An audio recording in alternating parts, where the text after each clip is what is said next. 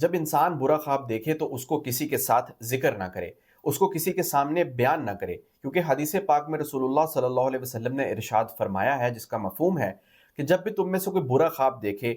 جس میں شیطان اس کے ساتھ کھیلے، شیطان کے کھیلنے کا مطلب یہ ہے کہ شیطان برے خوابوں کے ذریعے انسان پر حملہ آور ہونے کی کوشش کرتا ہے،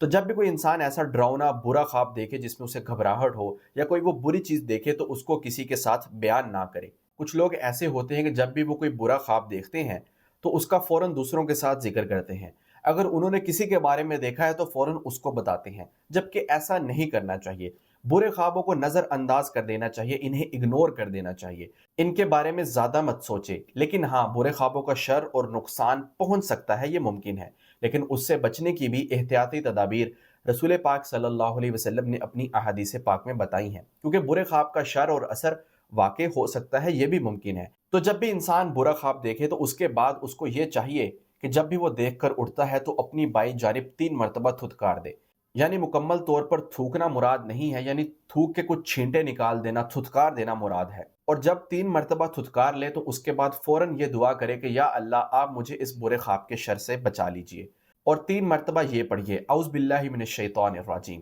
اور اگر دوبارہ سونا ہو تو اس کروٹ پر مت لیٹیے جس پر آپ پہلے سوئے ہوئے تھے، بلکہ کروٹ کو بدل لیجئے۔ اور اگر آپ اٹھ گئے ہیں تو اس برے خواب کا ذکر اور تذکرہ کسی کے ساتھ مت کریں، نہ ہی اس کی تعبیر معلوم کریں، اور حسب حیثیت، حسب توفیق، جتنی آپ کی توفیق ہو صدقہ بھی ادا کریں، کیونکہ صدقہ انسان سے آفتوں کو اور مصیبتوں کو ٹالتا ہے۔ جب انسان یہ سب کام کر لیتا ہے تو پھر اسے ڈرنے کی ضرورت نہیں ہے، کیونکہ برے خوابوں کا شر اور نقصان پھر اسے نہیں پہنچے گا۔ اور اگر آپ کو برے خواب بہت زیادہ آتے ہوں تو اس سے بچنے کے لیے آپ رات کے جو مسنون اذکار ہے وہ کر کے سویا کریں۔ سونے سے پہلے وضو کریں، وضو کرنے سے پہلے اپنے بستر کو جھاڑ لیں،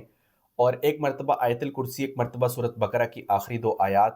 اور پھر آخری 3 کل پڑھیں اور سونے کی دعا پڑھ کر سوئیں۔ تو جب آپ یہ مسنون اعمال کر کے سوئیں گے، انشاءاللہ برے خواب بھی نہیں آپ کو آئیں گے، اور پوری رات آپ اللہ کی حفاظت میں رہیں گے، اور ہر قسم کے شر سے آپ کی حفاظت ہوگی۔